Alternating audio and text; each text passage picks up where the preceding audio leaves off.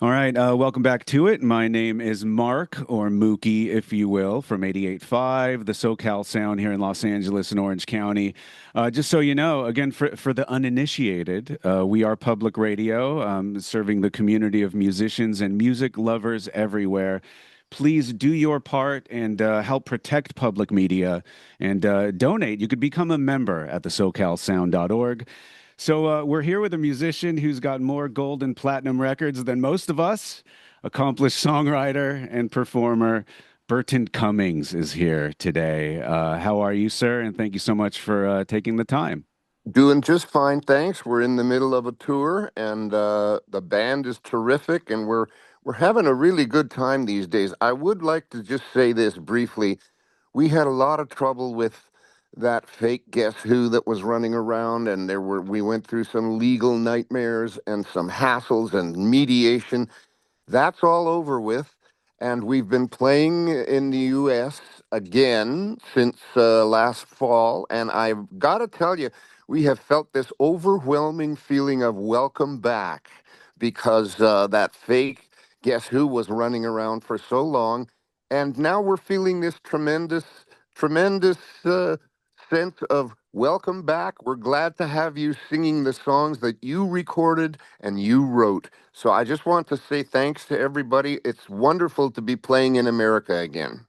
I love how candid you are about speaking about that. You know, it could be a touchy subject sometimes, so I wasn't sure if you were even, wanting to talk about that, but I imagine a tremendous weight lifted after Oh sort of yeah. retaining the name The Guess Who. It was terrific to finish all that up, and I mean it's we cut some tremendous records, and we had a bit of a run, that not many groups are that lucky to have that many hit records. And here it is, over 50 years later. What makes me proudest of all is that the songs have never gone away. Right. Those songs like These Eyes, I still hear it. I still hear No Sugar. I still hear Share the Land and Clap for the Wolfman. And, you know, we were just, I have been, anyway, I have been so much luckier than some artists. So I do want you to know, uh, I've never taken it for granted. I've never taken it lightly. Yeah, we appreciate that. You know, we were actually talking to Stephen Stills the other day, and we were talking about there was sort of a resurgence of his song, For What It's Worth. And he said, you know what? It's not a resurgence. That song never went away. Yeah. It's just maybe more and more people are discovering it, perhaps for the first time. And Um, I should mention something very briefly. We were very, very pleasantly surprised when Lenny Kravitz released American Woman, and it became so big for him. There's an irony there because Lenny writes all his own material, and yet, guess what the biggest hit of his career is? it was the cover, American right? Woman. Yeah. That's So one of the more recognizable Lenny Kravitz songs ever. you know how big it was? They had released an album, the greatest hits of Lenny Kravitz, and Uh-huh. when American Woman took off so big, they re-released. They made a special re-release of his greatest hits, including American Woman. So Yeah, that was terrific for us, and it introduced a whole new generation, probably the MTV generation, sure, to the original American Woman. And then sure. I heard a lot of FM stations playing both versions back to back.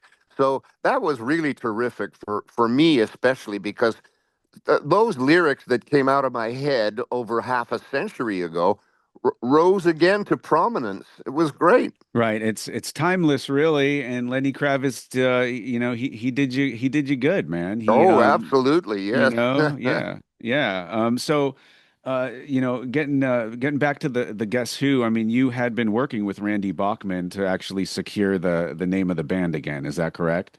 Yes, we had tremendous lawyers that they came up with a tremendous strategy.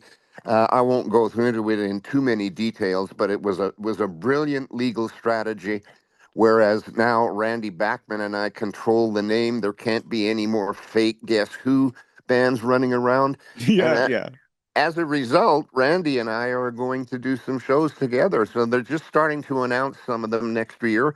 And it's going to be tremendous because not only will we, when Backman and I are together, we have two or three areas from which to draw. You know, we do all the Guess Who stuff.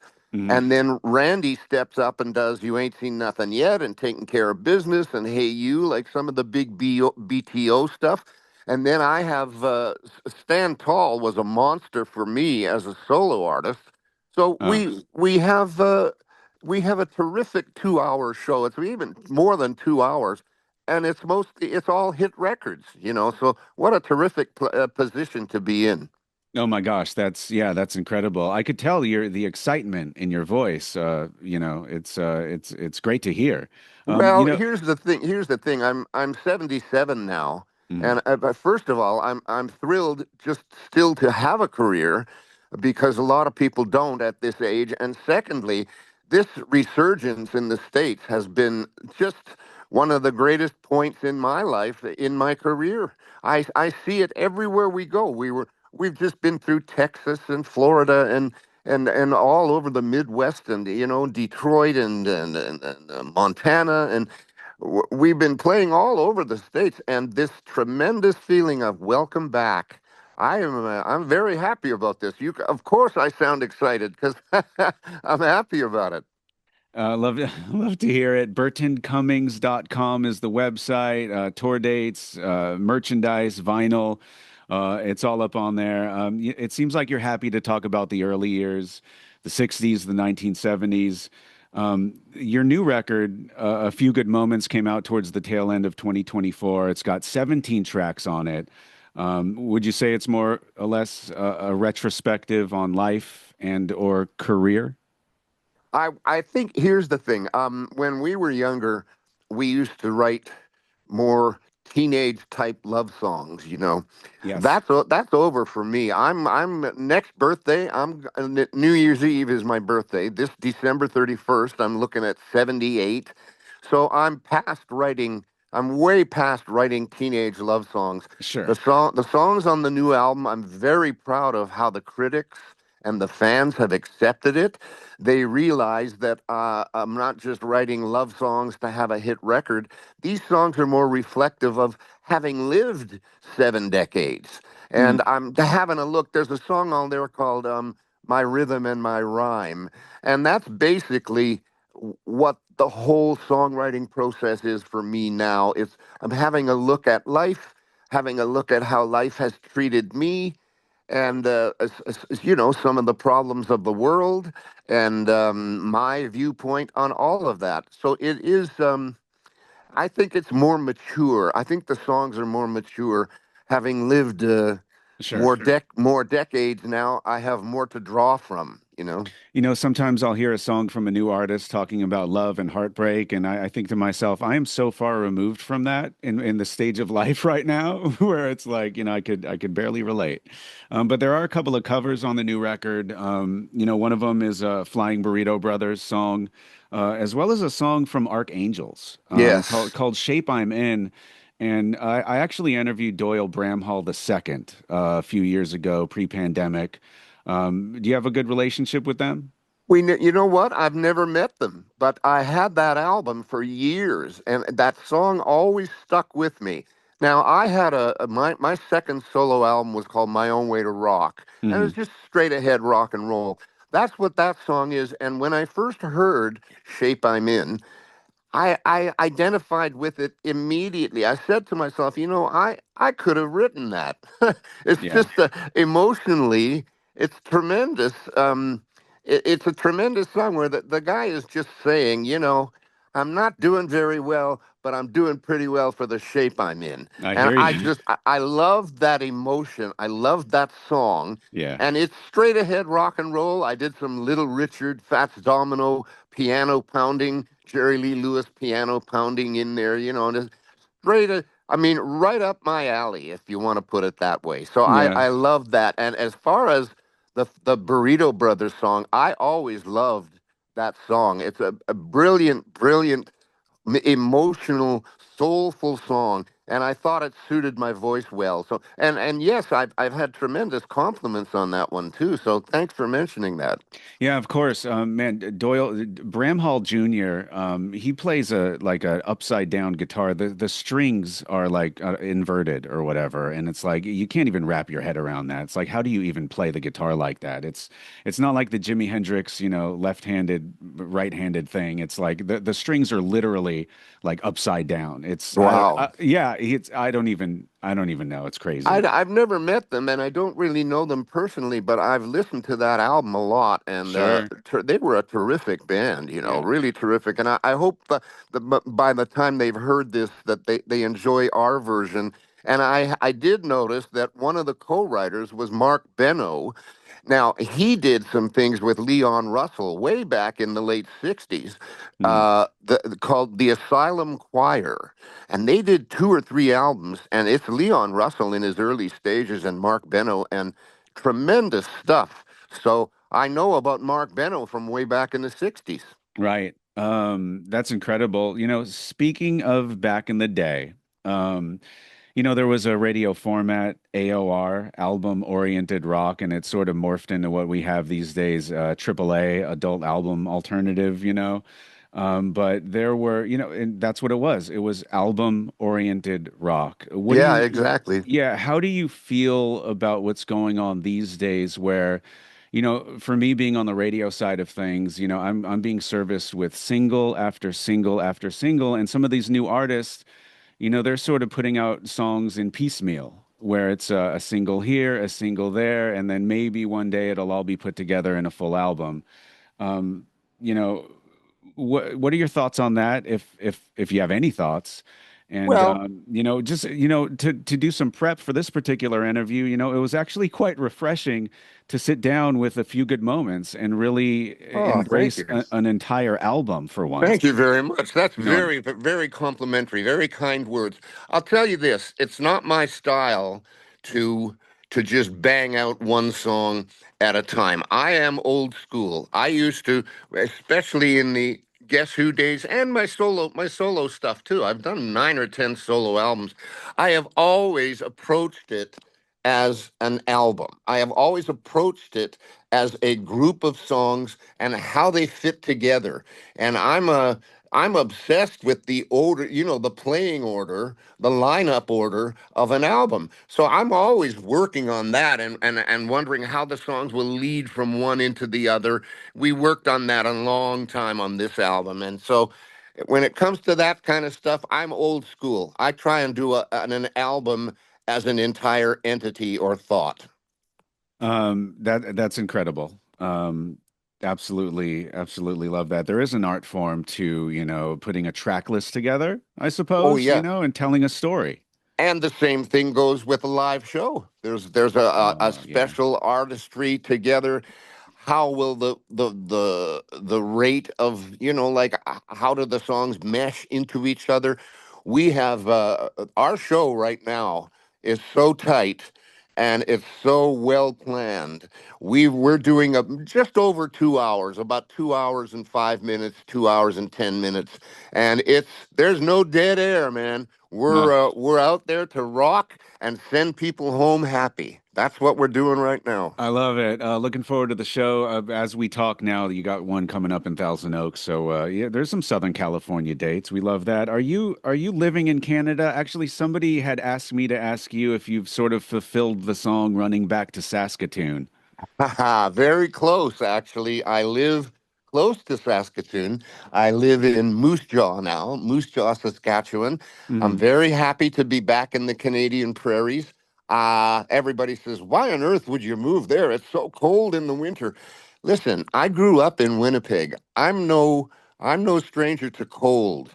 When we were kids, we would play hockey in 30 below sometimes, 30, 35 below Fahrenheit. Come home with a little bit of frozen fingertips, Yeah. frozen toes, frozen cheeks, frozen ears. Just a little bit of frostbite was pretty normal. Oh my Um, gosh. I enjoy the seasons. Put it that way. I really enjoy the changing of the seasons. And my first year in Los Angeles was very strange because I woke up Christmas morning and it was about 78 degrees, and I it was something I wasn't used to at Christmas. It took me a while to adjust to that, but no, I'm back in Canada, and I'm very happy to be in the Canadian prairies again, enjoying the tremendous difference in the seasons. That's one thing I missed out west. We have incredibly cold winters and beautiful, beautiful summers, and fall, autumn, and spring in between. It's terrific. So it's some of the things when you're younger and successful and flying around the world and you're famous on stage and selling records. There's a lot of things you don't think about. I am more uh, impressed now with the things I wasn't thinking about, like the changing of the seasons and the blue sky and the white clouds. And there's no smog where we live. It's beautiful. There are no gangs. I'm sounding like an old person. I am an old person, but I'm really enjoying where I'm living now. It's beautiful. We don't have seasons here in Southern California, and I'm born and raised here. In fact, I took a flight out of Nashville a couple of years ago, and that was the first time ever experiencing having to de-ice an airplane. Really. I had no idea that that was even a thing. And That's a daily occurrence for us in Canada. right. How would I know? I'm flying out of LAX and stuff. Hey, Usually. listen, I'll tell you something interesting. We did the Rock Legends cruise a while ago, and it was interesting. There were tremendous people on boat, but while we were out on the boat, like around the Barbados, we sailed out of Miami, so it was very tropical and warm. We put on the computer. It happened that day that the coldest, one of the two or three coldest places on Earth happened to be in the province of Saskatchewan, where I live now. So here I was on a tropical cruise now around the Barbados and stuff. And where I live at home was the coldest spot on Earth. So very, very interesting sometimes what you run into. Yeah, my goodness. Yeah, I know. I do have a few more questions for you. And again, thanks so much for spending some time with us. This is Burton Cummings here of the Guess Who. So far, this conversation has been amazing. Going back to your formative years, briefly, what music were you exposed to, maybe in the household? Oh, even before I was very old, my mother collected 78s. So I was very fortunate that there was always music around me. My dad, I never really knew my dad. He was gone by the time I was one, and ended up at the Oh, bottom of a whiskey bottle. So I was raised by my mother and grandmother. My mother, bless her heart, went back to school, went back to work to support me, and she collected 78s. So way before I went to kindergarten, I was familiar with Guy Mitchell and Bing Crosby and Dinah Shore and all these great singers. Pat Boone, she liked Pat Boone a lot, and I was exposed to great singing. Especially, I used to like Guy Mitchell because he had mhm. some hit records, and he sold about 30, 40 million records. He was a very big star.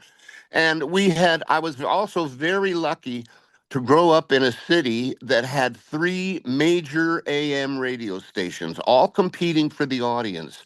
And one of them, CKY, was 50,000 watts clear channel. And that sits in the middle of the flat Canadian prairies.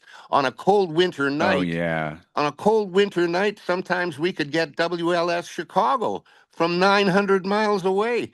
So I was sure. addicted to radio by the time I was 4 or 5 years old. And then my mother, of course, had all those records. And then when I started collecting my own records. My heroes in the early days, Fats Domino, Little Richard, and Jerry Lee Lewis, three guys that pounded the hell out of the piano. I Sure. loved that idea, I loved Yeah. that idea. I took classical lessons for years, but I wasn't as interested in Rachmaninoff and Beethoven and stuff that guys had written 100 years ago. I was far more interested in Dwayne Eddy and Johnny and the Hurricanes, and Right. what was on the radio for me was so exciting. The Fireballs and early Elvis before he went into the army, just Hmm. tremendous stuff. I watched the world change when Hmm. rock and roll came along. I was exactly the right age Hmm. to watch rock and roll change the world. Incredible. Let me ask you this: at what age did you start playing the piano? Because I got a 7-year old here at home, and I'm just trying to think of, when's the right time? I guess Let now me would tell you be. this, by the time I was 7, I had been playing for 2 years. Okay, So okay, okay. it's never too early. Believe me, Right. it's never too early. And I am so thankful my mother forced me to take lessons. I wanted to be a hockey player. Heck, I was born on the last day Well, of you're ni- Canadian. I mean, well, everyone in Canada plays hockey, I imagine. and I was born on the last day of 1947. So my heroes as a child were, Rocket Richard and Gordie Howe, and Yeah, like some of the greatest players that ever were. And we all, the boys in my neighborhood, all dreamed of being in the NHL. right. But I was never fast enough. So I became a goalie. And I'm glad things went the way they did. I've still got a career at 77 in music, but in an Right. athlete would be finished long before now. I find that a lot of athletes we run into secretly want to be rock stars and sort of vice versa, you know? And actors too. Right.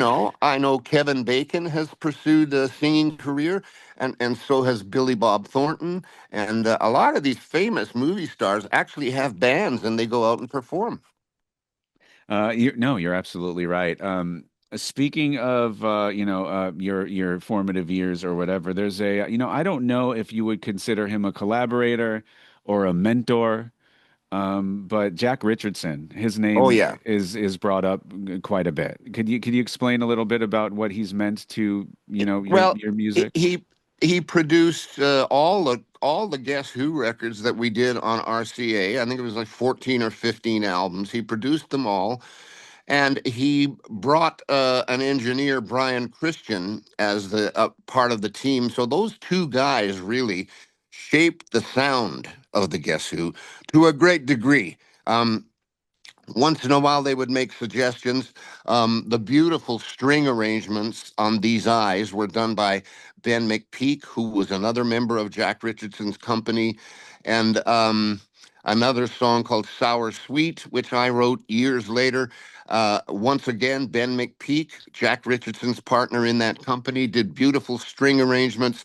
So Richardson was a big part of those records, but we still did the arrangements and we were writing the songs. So, it was a good collaboration, but they Mhm. weren't Richardson's records. They really were our records. No, I hear you. Well, listen, I got to wrap it up because there's a number of things to do today. I could honestly go on, and I prepped for this interview, and I do have several more questions. I guess again, burtoncummings.com is the website. Again, the tour dates are up on there. There's vinyl, there's t-shirts. You could get handwritten lyrics as well, which is very unique for a music fan. Again, that's all on your website, burtoncummings.com. Lastly, many people think that the Guess Who deserves a spot in the Rock and Roll Hall of Fame. Oh, Out here we out there, I go. think that's the big pyramid out there in Cleveland, right? Here we go. Here we So, go. your thoughts on that before we wrap it up? You know what? I'm not making little of it, but I couldn't care less. I Okay, really right. couldn't care less. Um, Madonna is in there. Chic is in there. It's not rock and roll. It's not a rock and roll Hall of Fame anymore. And I'm holding my language back, but we all heard what Steve Miller said about it. It's not rock and roll anymore. And here's the thing. When it was run by Jan Wenner from Rolling Stone, I mean, he doesn't run it anymore, but he was a big part of that for a long time. Rolling Stone hated the Guess Who. They slagged us time after time. We had terrible album reviews. There was something wrong with having hit records when Rolling Stone first came out. That was like the kiss of death. Oh, we don't want to have a hit single. Oh no. hit singles send you to Las Vegas, Well, how has the world changed since then? So, as far as the Rock and Roll Hall of Fame, you know what? I have so many awards already. I don't even have enough wall space to hang them on. So, it's not that I'm dumping on the Rock and Roll Hall of Fame, but it means absolutely nothing to me. We have had tremendous success with fans, and it's the fans I care about. Sure, sure. That's crazy to think that you don't even have any room for more awards on the mantle over your fireplace. Burton Cummings, you are amazing. Thank you so much for talking so eloquently about your Oh, music goodness today. gracious. Thank you for the kind words and thanks for the mention about the new album. I'm extremely proud. I joke about it on stage. I say, "Hey folks, I'm 77 now and I've lived into the Taylor Swift era." But here's why I say that, because our new album comes in three different colors of vinyl. It's And I've cool. done over 30 albums in my career, and we've never had colored vinyl before. So now I have Yeah. officially lasted into the Taylor Swift era.